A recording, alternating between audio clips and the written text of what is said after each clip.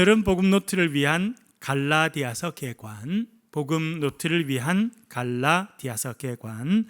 그래서 갈라디아서에 대해서 잠깐 살펴보겠습니다.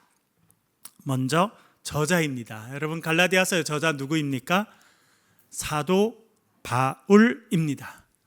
사도 바울이 쓴 편지가 신약 성경에 많이 있습니다. 사도 바울이 저자로 표시된 것만 13개입니다. 그런데 이번에 우리가 고린도 전후서를 하면서 배운 게 있죠. 그건 무엇입니까? 사도 바울이 고린도에 몇 개 정도 편지를 보냈다는 겁니까? 최소 4개고 5개 정도. 근데 우리는 그 중에 2개 내지 3개만 갖고 있는 것입니다. 다 갖고 있지는 않아요. 적어도 2개는 갖고 있지 않습니다. 그처럼 사도 바울은 많은 편지를 썼다고 생각되고 그 중에 일부는 우리에게 전달되지 않았습니다. 그런데 이 사도 바울이 쓴 여러 편지들 가운데 아마 가장 먼저 쓴 편지가 갈라디아서라, 그렇게 생각할 수 있겠습니다. 물론 학자들 간에는 여러 가지 의견들이 있습니다. 데살로니가 전서가 제일 먼저 쓰여졌다 생각하는 분들이 있습니다. 저도 학교 다닐 때는 늘 그렇게 생각했는데 제가 사도 바울을 전공해서 공부를 해보고 연구를 해보니까 갈라디아서가 먼저 쓴 것 같다, 이렇게 요즘에는 생각을 하게 되었습니다. 그렇게 보면 갈라디아서는 초기에 사도 바울이 오랫동안 사도로 활동하면서 가장 초기에 쓴 편지라고 이해할 수 있습니다. 그러면서 처음에 바울은 자기를 어떻게 이해했는지, 복음을 뭐라고 이야기했는지를 알 수 있는 가장 중요한 문서 중에 하나가 갈라디아서라, 그렇게 이야기할 수 있겠습니다. 그래서 갈라디아서 1장 1절 한번 읽어보겠습니다. 1장 1절 같이 읽겠습니다. 시작. 사람에게서 난 것도 아니요 사람으로 말미암은 것도 아니요 오직 예수 그리스도와 그를 죽은 자 가운데서 살리신 하나님 아버지로 말미암아 사도된 바울은, 아멘.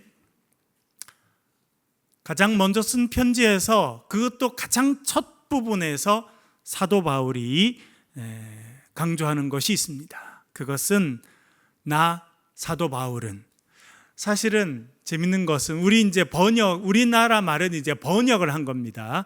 헬라어에서 번역을 했는데 사도 바울이 쓴 편지 13개를 다 보면 첫 번째 단어는 다 똑같습니다.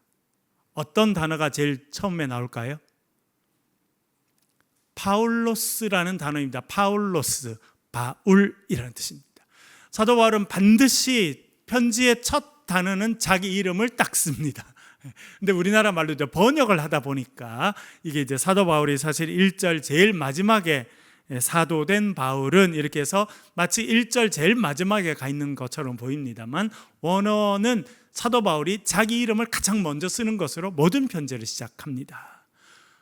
그러면서 자기를 누구라고 소개합니까? 사도라고 소개합니다. 사도.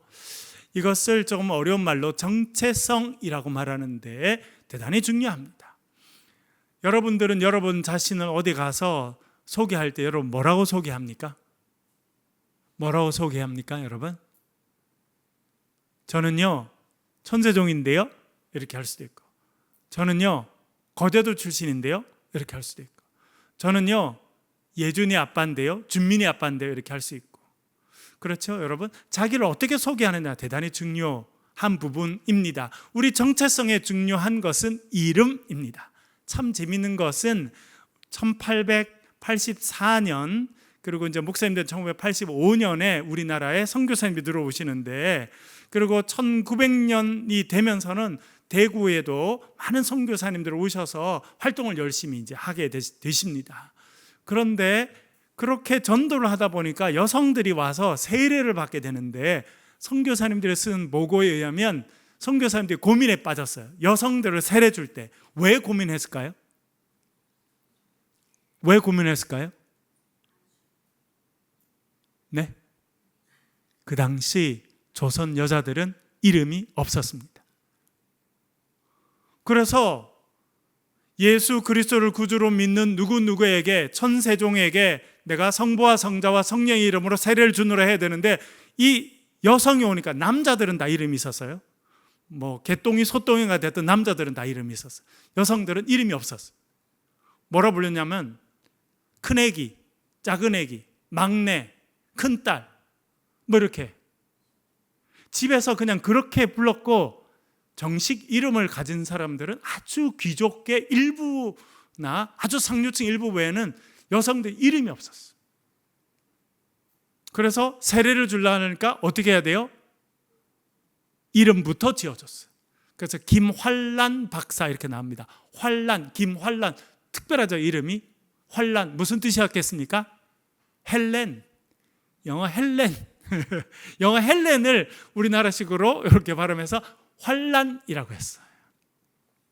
그래서 김마리아 여사 이런 분들이 있잖아요. 그래서 성경에 있는 이름을 다 붙여서, 그래서 선교사님들이 오게 되면서 우리 한국 여성분들이 이름이 없다가 다 서양식 이름을 갖게 됐어요. 낸시, 뭐 이렇게 헬렌, 마리아, 헨나, 이렇게 한나, 뭐 이런 다 성경에 나오는 여성 이름을 다 이렇게 에스더 뭐 이런 이름을 다 갖게 된 거예요.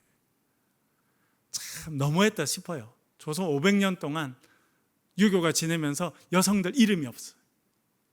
집에 시집가기, 뭐 그때는 뭐 15살, 16살이면 다 시집가네요. 그 전에는 뭐 큰애야, 둘째야, 뭐 막내야, 뭐 이렇게 이름 부르다가 집에 가면 시집가면 뭐가 돼요? 그래서 여러분 잘 보면 조선실록에 왕의 아내들 이름이 정확하게 기록됩니까?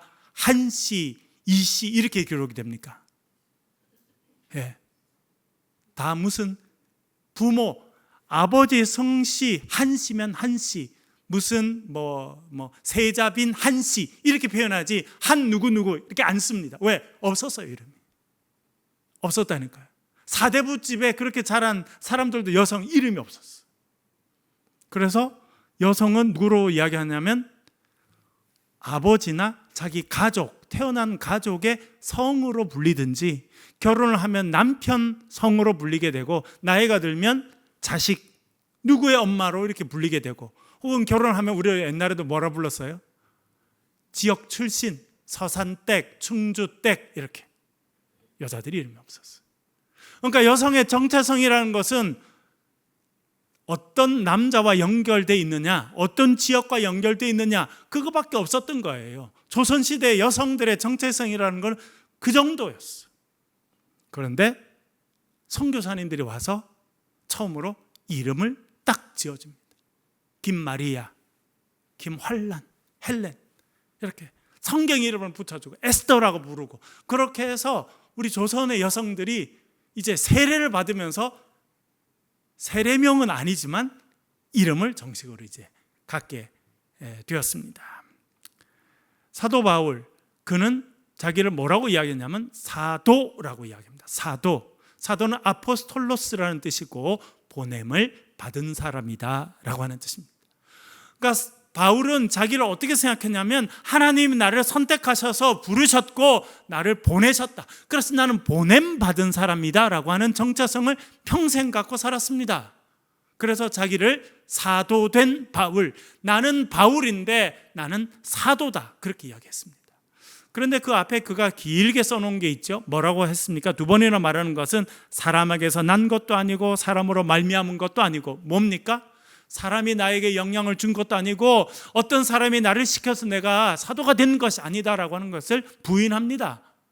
어떤 인간적인 연결된 커넥션 이런 것을 이야기하지 않고, 내가 사도된 것은 오직 예수 하나님 아버지로 말미암아 내가 사도가 되었다, 그것을 아주 강조합니다.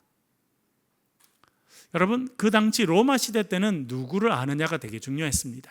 여러분, 우리나라도 좀 그런 면이 있지 않습니까?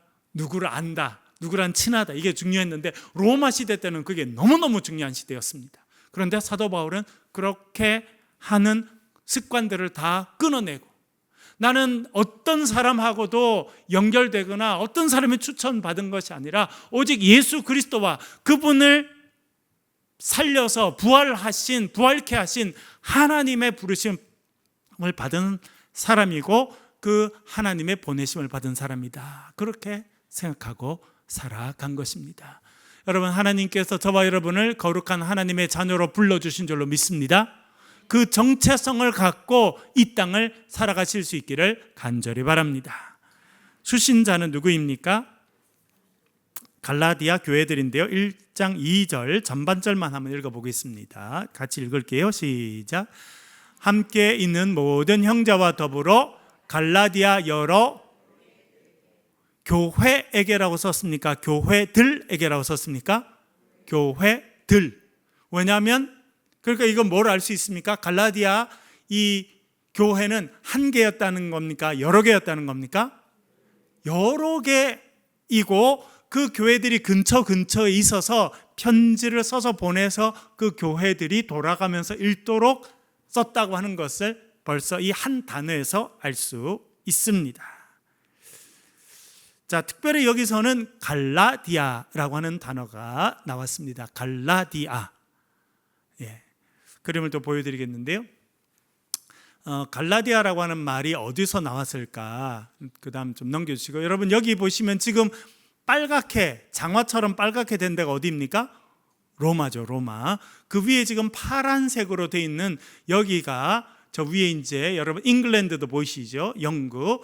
여기가 켈트족이라고 하는, 켈트 혹은 영어로는 셀틱이라고 부르는 이 사람들이 주전 3세기에 유럽 전역으로 확장돼서 나가게 됩니다. 이것을 켈트족의 대이동이라 그렇게 이야기합니다. 왼쪽 끝으로는 보면 지금의 스페인 지역까지 확장이 돼 있고, 북쪽으로는 지금 영국이라고 불리는 잉글랜드, 그 위에 스코틀랜드 여기까지 올라가 있죠. 그래서 지금 켈트족이 제일 많이 남아있는 거는 저기 영국 북쪽의 스코틀랜드 지역, 그리고 그 옆에 보면 큰 섬이 있죠. 그게 아일랜드인데, 아일랜드 이쪽에 켈트족이 많이 남아 있습니다. 그런데 이 사람들이 이제 동쪽으로 쭉 옮겨와서 어디로 옮겨오게 되느냐면, 오른쪽에 보면 바다를 건너서 지금의 튀르키예 갈라디아 지역까지 옮겨오게 됩니다. 이것이 켈트족이 팽창하게 됐어요. 자, 그 다음 넘겨주시고요. 이 갈라디아라고 하는 지역은 지금의 튀르키예 지역인데요. 이 갈라디아라는 단어가 어디서 왔을까? 학자들이 많이 고민을 했습니다. 다시 앞에 그림을 한번 가주시겠어요? 다시 앞에 그림. 자, 여러분 장화처럼 생긴 여기가 로마죠, 로마. 요 로마 북쪽에 지금 대단히 짙은 녹색으로 되어 있는 지금의 프랑스 지역, 지금의 이제 독일 밑에 지금의 이제 프랑스의 많은 부분을 차지하는데, 그 지역을 그 당시 로마 사람들은 그 지역을 뭐라 불렀냐면 갈리아라고 불렀어요. 갈리아. 그래서 갈리아에 사는 사람들을 갈리라고 불렀습니다. 그래서 이 로마의 이제 처음 이제 황제가 되기 이전에 로마 전체를 통일하는 사람이 카이사르라고 하는 지역인데, 이 사람이 이 지금 이렇게 파랗게 보이는 이 지금의 이제 프랑스 지역 전체를 다 정복한 첫 번째 장군입니다.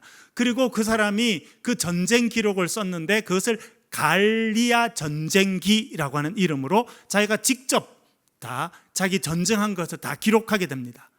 그래서 여기서 갈리아, 그리고 거기 사는 사람들을 갈리라고 불렀어요.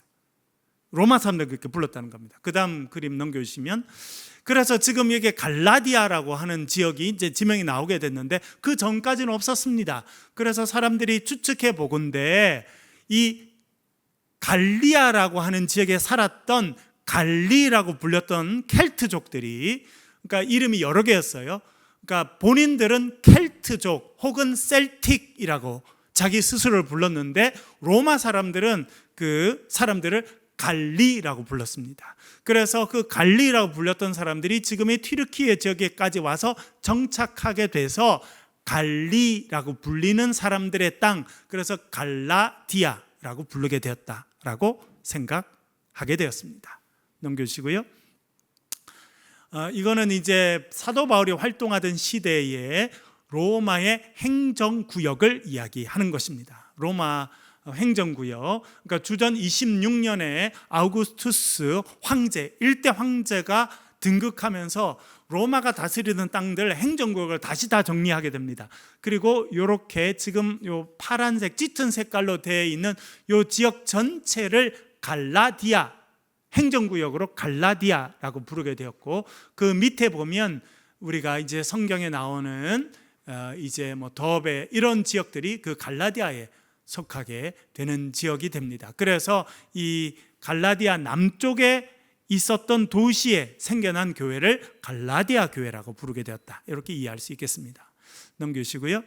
그래서 그 지역에 보면 여러분 사도행전을 보면 사도 바울이 이제 선교사로 파견되는데 한번 읽어보겠습니다. 사도행전 13장 2절 3절이죠. 같이 천천히 읽어볼게요. 시작. 주를 섬겨 금식할 때에 성령이 이르시되 사울을 따로 세우라 하시니 이에 금식하며 기도하고 두 사람에게 안수하여 보내니라. 아멘. 그래서 첫 선교사가 파송됩니다. 바나바와 사울입니다. 사울. 지난번에 제가 말씀드린 사울이라는 이름과 바울이라는 이름은 한 번도 바뀐 적은 없고 어릴 때부터 사울, 바울 같이 다 갖고 있었습니다. 여기 우리 둘째 아들이 있는데 우리 둘째의 한국어로 된 여권에는 천준민이라고 돼 있어요. 근데 얘가 미국에서 태어나서 미국 여권도 갖고 있거든요. 미국 여권에는 티모시 준민 천 이렇게 돼 있어요. 그러니까 얘가 어릴 때 같이 학교 다녔던 애는 다 쟤를 준민이라고 부르는 애가 아무도 없어요. 티모시라고 불러. 왜? 영어 이름이에요.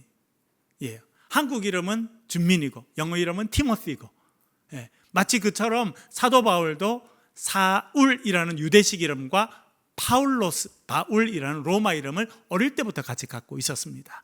그런데 어릴 때는 주로 유대인들과 같이 지냈기 때문에 사울이라고 불렀고, 그가 이제 선교사로 파송돼서 지중해 연안에서 헬라 문화에서 활동할 때는 로마식 이름, 헬라식 이름인 바울이라고 불리게 됩니다. 그래서 13장 9절에 보면 사울이라고 하는 바울이, 이렇게 해서 사울과 바울이 딱 한 번 같이 쓰이고 그 이후로는 100% 바울이라고 이제 불리게 되었습니다. 그래서 이 두 사람, 이때까지는 사울이죠. 출발하기 전까지는 사울로 불리고 선교 활동을 시작하면서 이름을 바울이라는 이름을 더 선호해서 부르게 되는데, 그들이 처음 파견된 곳이 이 갈라디아 지역입니다. 그 다음 그림을 보여주시고요. 그래서 여기 오른쪽 여기 파란 표시가 되어 있는 것이 그들이 이제 파견된 곳인데, 안디옥에서 실루기아라고 하는 항구에 내려와서 배를 타고 가운데 구브로 섬에 가게 됩니다. 그 구브로 섬은 바나바의 고향이었습니다. 그래서 그가 살라미라는 곳에 갔다가, 그 오른쪽에 있는 항구는 살라미고요, 왼쪽 끝에 있는 항구는 바보라고 되어 있는데 파포스라고 하는 지역입니다.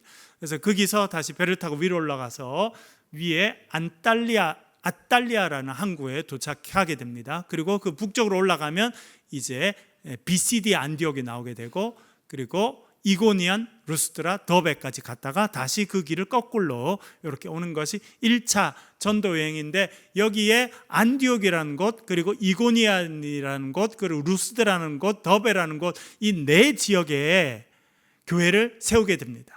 그래서 이 네 지역에 세워진 교회를 통칭해서 갈라디아 교회, 왜냐하면 여기가 행정구역상 갈라디아라는 곳에 있어서 그렇습니다. 그렇게 이해하시면 되겠습니다. 네, 그래서 갈라디아 교회들 복수를 쓴 것은 이 네 지역, 행정구역상 갈라디아에 속하는 거기에 남쪽에 있었던 네 도시의 교회를 각각 하나씩 세웠다고 생각되고, 이 네 교회를 통칭해서 갈라디아 교회들이라고 해서 복수로 사용했다, 그렇게 이해할 수 있겠습니다. 중요한 내용들 좀 살펴보겠습니다. 다른 복음은 없다. 그것이 어떻게 보면 사도 바울이 처음에 가장 강조하는 부분입니다. 갈라디아서 1장 7절 8절 같이 읽겠습니다. 시작. 다른 복음은 없나니 만약 어떤 사람들이 너희를 복음을 변하게 하려 함이라. 그러나 우리나 혹은 하늘로부터 온 천사라도 우리가 너희에게 전한 복음 외에 다른 복음을 전하면 저주를 받을지어다. 아멘 하기가 참 그죠. 저주를 받으라는데 아멘 하기가. 사도 바울은 대단히 단호했습니다.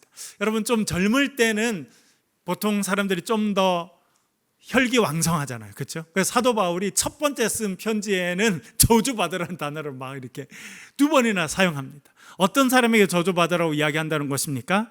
8절에 보면 우리가 너희에게 전한 복음 외에 다른 복음을 전합니다.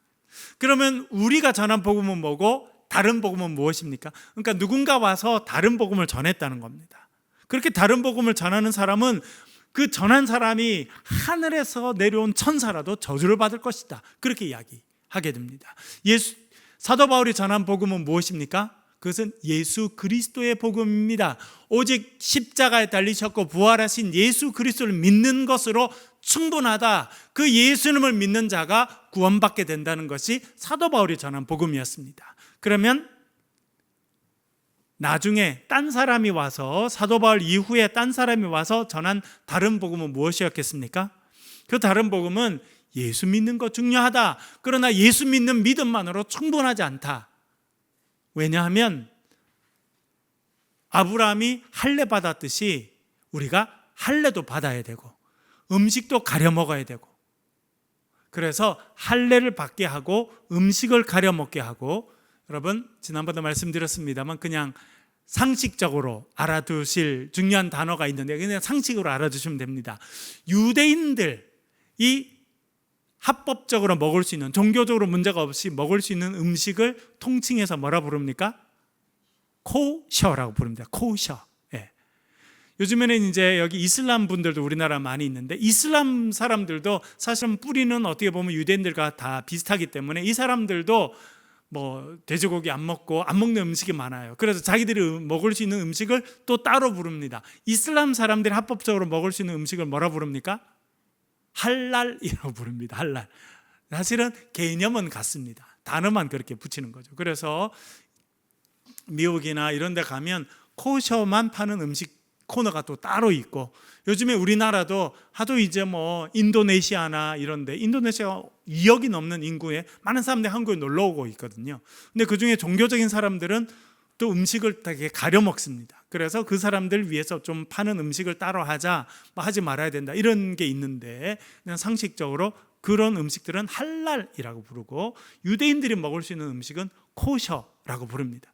왜냐하면 음식을 가려 먹어서 그래요.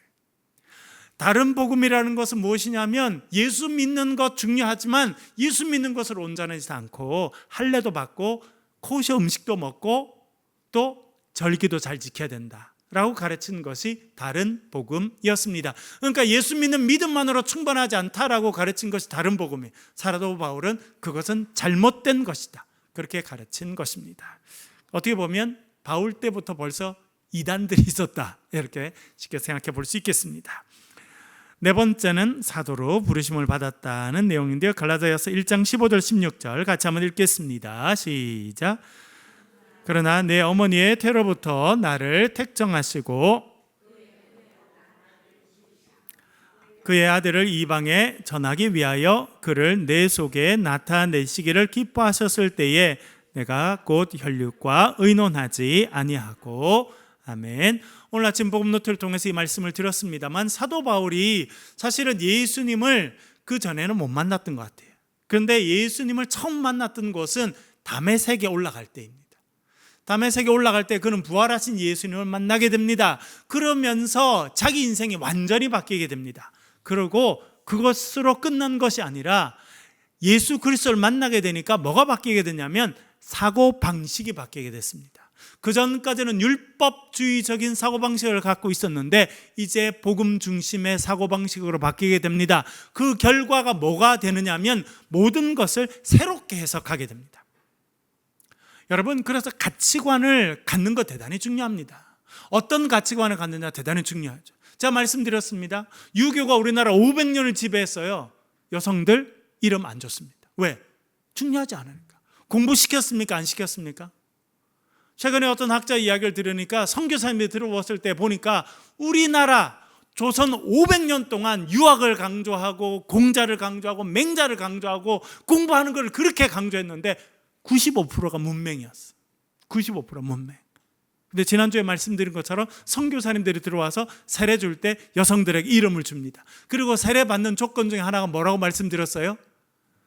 한글을 깨우치고 성경 읽는 거 기본이었고, 한 사람이 세례 받으려면 자기 부모 찾아가서 한글 가르쳐 주고 부모가 성경을 읽을 수 있게 만들어야 세례를 줬어. 그래서 95%가 문맹이었던 이 나라에 선교사님들 들어와서 한글을 전파하고, 세례받기 위해서 사람들이 한글을 배우고, 세례받는 자식으로 인해서 부모가 한글을 깨우치게 돼서 우리나라가 문맹, 대부분의 사람들이 글을 읽지 못하는 그런 시대에서 글을 읽고 글을 쓸 수 있는 시대로 급속하게 바뀐 것은 선교사님들 아니에요. 이는 어디든지 다 그렇습니다, 여러분. 유럽도 똑같아요. 가톨릭은 평신도들이 성경 읽습니까? 안 읽습니까? 못 읽습니다. 왜냐하면 다 성경이 라틴어로 돼 있어요. 그 당시에 라틴어는 누구만 배웠습니까?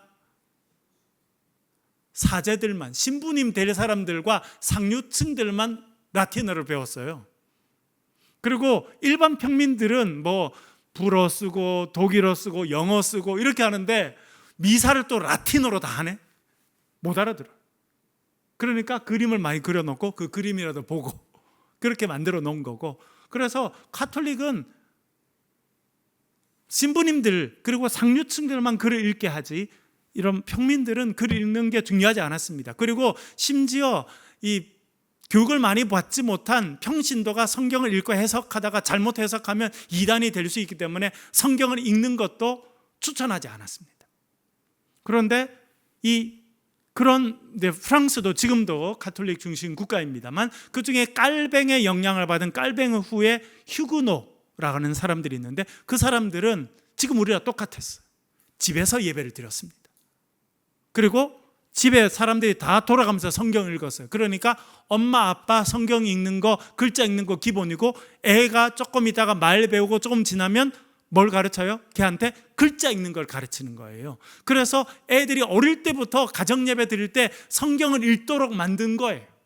그래서 산업혁명은 그 위그노를 통해서 일어나게 되고, 상당히 오랫동안 세계의 가장 중요한 변화는 이 개신교인들에 의해서 일어납니다. 엄청난 일이죠. 엄청난 일. 그래서 여러분, 개신교가 들어가고 개신교가 정착하고 개신교가 그 나라의 정신을 이끌어가는 나라들은 다 문명화되고 다 개화되고 다 사람들이 글을 읽게 되고 생각하게 되고 개인의 능력들이 개발이 돼서 나라가 부흥하고 잘 살게 되는 결과가 전 역사에, 전 세계에 다 일어나게 된 것입니다. 가장 대표적인 혜택을 받은 나라는 우리나라입니다. 우리나라가 이때까지 유교였으면 아직도 글 모르는 사람이 대부분일 가능성도 많습니다. 그런 사도 바울이 이제 하나님께서 자기를 선택하셨다. 그런데 언제부터 선택했다고 이야기합니까? 뱃속에서부터. 이게 새로운 해석이에요. 여러분, 예수 그리스도를 믿고 나면 우리의 가치관이 바뀝니다. 생각이 바뀝니다. 그래서 이 선교사님들 들어와서 그렇게 소외됐던 여성들에게 글을 가르치고 어린애들을 불러서, 여러분 옛날에 우리 70년대만 해도 동네 뭐 있으면 막 사람들이 모이면 그 장사꾼이 와가지고 약팔로 오는 사람들이 뭐라 그래요? 애들은 가라. 이렇게. 여성들하고 애들 교육을 안 시키고 살았으니까. 그런데 가치관이 다른 거예요. 선교사님이 들어오니까 왜 여성들이 이름이 없어? 이 여성들도 자기 고유의 이름을 가져야지. 그래서 가치관이 다른 사람이 오니까 이름을 주고, 방치됐던 애들에게 교육을 시켜주고, 그 1902년 신명 소학교가 대구에도 열려져서 여성들에게 교육을 시키기 시작하고, 그래서 우리나라가 바뀐 거예요. 여러분, 우리가 예수 그리스도를 믿게 되고 성경을 읽고 성경의 가치관으로 살게 된 것, 이 자체가 축복이라고 하는 것을 여러분 기억하고 사실 수 있기를 간절히 바랍니다. 그럼 뭐가 달라지느냐? 가치관이 달라지면 해석을 다르게 하게 됩니다. 사도 바울도 다시 해석하는 거예요. 뭘 해석하는 겁니까? 자기 인생을. 그래서 예수 그리스도를 만나고 십자가의 빛 하에서 자기 인생을 바라보니까 하나님이 자기를 언제부터 선택하셨다고요? 엄마의 뱃속에 있을 때부터 선택하셨다. 나는 그것을 알지 못했지만 하나님은 놀라운 계획 가운데 엄마의 뱃속에 내가 있을 때부터 나를 선택하시고 그 하나님의 때가 되매 나를 만나주시고 나를 하나님 일꾼으로 불러주셨구나, 인생을 해석하게 되는 것입니다. 여러분, 십자가의 빛 하에서 여러분 인생을 해석할 수 있는 저와 여러분 되실 수 있기를 간절히 바랍니다. 안 그러면 시간이 갈수록 불행해집니다. 시간이 갈수록 원망이 많아집니다. 왜? 우리 삶이 그래요. 세상이 그래요. 희망이 별로 없어요. 내 살았던 인생 억울하다. 많은 여성들이 그렇게 생각하지 않습니까? 많은 사람들이 그래요. 그래서 우리 나라가 이제 초고령화 사회에 들어왔는데 우리 어르신들이 그래 정신적으로 어렵고 외롭고 분노가 많고. 왜? 누가 그렇게 해석해 주는 사람이 없어. 그런데 우리가 믿음으로 해석하면 어떻게 됩니까? 내 인생이 뭐예요? 감사해. 한경재 목사님이 80세에 나의 감사라고 하는 구술 회고록, 80세 돼서 자기 인생을 돌아보면서 구술 말로 이렇게 테이프에 녹음한 게 나중에 나왔는데 처음부터 뭐예요? 농촌에 태어나서 감사하다. 부모님을 만나니 감사하다. 다 감사해. 다 감사. 왜? 예수 믿었으니까. 예수 믿고 신앙적인 가치가 내 인생을 바라보니까 내가 시작할 때부터 지금까지 하나님 은혜가 너무너무 넘치다고 하는 걸 깨닫게 돼서 원망과 불평이 아니라 감사로 노년의 삶을 목사님도 살아가게 된 것입니다. 여러분, 예수 그리스도를 믿으시고 그 신앙의 관점으로 여러분 인생을 해석하시고 옆에 있는 사람의 인생을 해석하는 그런 지혜가 있기를 간절히 바랍니다. 다섯 번째, 오직 믿음으로. 갈라디아서 2장 16절 같이 한번 읽어보겠습니다. 시작. 사람이 의롭게 되는 것은 율법의 행위로 말미암음이 아니요 오직 예수 그리스도를 믿음으로 말미암은 줄 알므로 우리도 그리스도 예수를 믿나니 이는 우리가 율법의 행위로서가 아니고 그리스도를 믿음으로 의롭다 함을 얻으려 함이라. 율법의 행위로는 의롭다 함을 얻을 육체가 없느니라. 아멘. 사도 바울이 갈라디아서 가장 강조하는 게 있습니다. 그것은 우리가 어떻게 구원받는가 하는 것입니까? 오직 믿음으로. 솔라 피데. 오직 믿음으로 우리가 구원받는다. 우리의 어떤 의로운 행위로 구원받는 것이 아니다라고 하는 것을 강조합니다. 여섯 번째 보면 예수님께서 우리를 대신 저주받으셨다는 부분이 나옵니다. 갈라디아서 3장 13절 읽어보겠습니다. 시작. 그리스도께서 우리를 위하여 저주를 받은 바 되사 율법의 저주에서 우리를 속량하셨으니 기록된 바 나무에 달린 자마다 저주 아래에 있는 자라 하였습니다. 아멘. 사도 바울은 한때 이 말씀 신명기 21장 23절 나무에 달린 자마다 저주를 받았다는 이 말씀을 율법을 머리에 딱 새겼어요. 그러고 보니까 나무에 달려 죽은 예수는 뭐 하는 사람이에요? 저주받은 자. 이 저주받은 자를 하나님의 아들이라고 말하는 저 사람들 없애야겠다 생각하고 교회를 극심하게 박해했습니다. 그런데 예수 그리스도를 만나고 난 다음에 그가 깨닫게 됐어요. 그건 뭐냐면 여전히 표현은 똑같습니다. 예수는 어떤 분이라고요? 저주받은 사람이에요. 그런데 하나님께 저주를 받은 자가 아니라 율법의 저주, 우리 죄인들이 받아야 될 율법의 정죄를 대신 받으신 분이다라고 하는 것으로 그가 그의 생각과 해석이 바뀌어지게 된 것입니다. 여러분, 우리가 죄인으로 받아야 될 모든 저주 예수님께서 십자가에서 다 받으셨다고 하는 것을 기억하실 수 있기를 간절히 바랍니다. 그래서 우리는 이제 그리스도 안에 있는 자에게는 결코 뭐가 없다고 이야기합니까? 결코 정죄가 없는 거예요. 여러분, 정죄할 필요가 없습니다. 여러분 스스로 정죄하고 죄책감 넘어가질 필요가 없어요. 왜냐하면 십자가에서 예수님께서 율법의 저주를 다 받으셨기 때문입니다.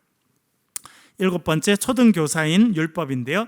갈라디아서 3장 23절 24절 한번 읽어보겠습니다. 시작. 믿음이 오기 전에 우리는 율법 아래에 매인 바 되고 계시될 믿음의 때까지 갇혔느니라. 이같이 율법이 우리를 그리스도께 인도하는 초등교사가 되어 우리로 하여금 믿음으로 말미암아 의롭다함을 얻게 하려 함이라. 아멘. 하나님께서 시내산에서 모세에게 율법을 주셨습니다. 그 율법이 어떤 역할을 했느냐? 사도 바울은 그것을 초등교사라고 번역했는데 이전 번역에는 뭐라 돼 있었습니까? 몽학선생. 더 무슨 말인지 모르게 번역했어요. 초등교사라고 번역했는데 여러분, 우리나라는 초등교사가 좋은 직업입니까? 별로인 직업입니까? 좋은 직업이죠. 그래서 이것도 제대로 하지 못했습니다. 제가 그래서 이 단어를 설명해 놨는데 초등교사는 파이다고고스라고 하는 단어입니다. 바울 당시에 이 초등교사로 번역한 이 파이다고고스는 어떤 사람인지 제가 써놨습니다. 첫 번째, 자유인이 아니라 노예였습니다. 두 번째, 주로 전쟁 포로로 끌려오거나 그러니까 전쟁에서 나라가 망하고 나면 그 중에 똑똑한 사람들을 포로로 데리고 와서 선생 역할을 하게 했습니다. 그 사람이 파이다고고스였다는 겁니다. 세 번째, 젊고 건장한 노예가 아니고, 젊고 건장한 노예들은 집에서 물 기르고 땅 파고 나무 준비하고 음식 준비 이런 일을 했어요. 힘이 많고 나이가 많아서 힘이 없는 노예들, 이런 노예들이 파이다고고스 역할을 했습니다. 주로 완고하고 엄격하게 규칙을 적용하는 사람들이었다는 겁니다. 네 번째는요, 엄마와 유모의 양육이 끝난 7살 때부터 군대 입대하는 17살 때까지, 그러니까 10년 동안은 이 파이다고고스의 지도를 받았다는 거예요. 로마의 귀족들은 엄마들은 아기만 놓지 젖도 안 물렸습니다. 잘 초유 정도 먹였는지도 잘 모르겠어요. 그러니까 엄마는 아기 놓고는 상류층 이야기하는 거예요. 중상류층은 엄마는 사교계 가서 남자들도 만나고 놀러도 다니고 이렇게 하고, 아기는 주로 유모가 다 길렀습니다. 몇 살 때까지? 7살 때까지는 엄마는 그냥 법적인 역할만 하고 가끔 볼 뿐이고 주로 유모가 다 길렀어요.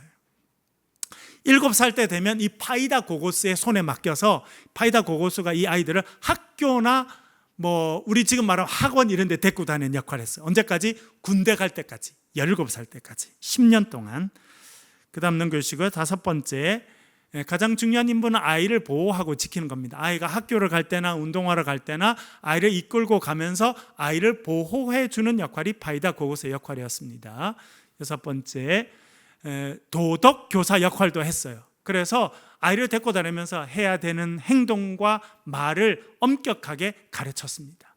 7번째, 이 노예 신분이었지만 훈육과 관련된 상당한 권한들을 이 파이다고고스가 갖고 있어서 아이들이 말을 듣지 않으면 소리를 쳐서 겁을 주거나 꼬집거나 손으로 때릴 수 있는 권한을 갖고 있었고, 이렇게 종의 신분이었지만 이 파이다고고스가 아이들을 그렇게 교육하는 것은 주인이나 부모도 전혀 관여하지 않았습니다.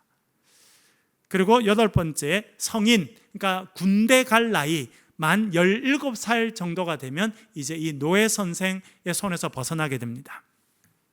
그래서 우리 번역이 초등교사라고 됐는데 저는 노예 선생으로 번역하는 것이 좋겠다, 이렇게 생각하고 있습니다. 그러니까 율법이 지금까지는 이 노예 선생처럼 우리가 아직 어리니까 우리를 여기 데리고 다니고 저기 데리고 다니고 훈육하고 했다는 거예요.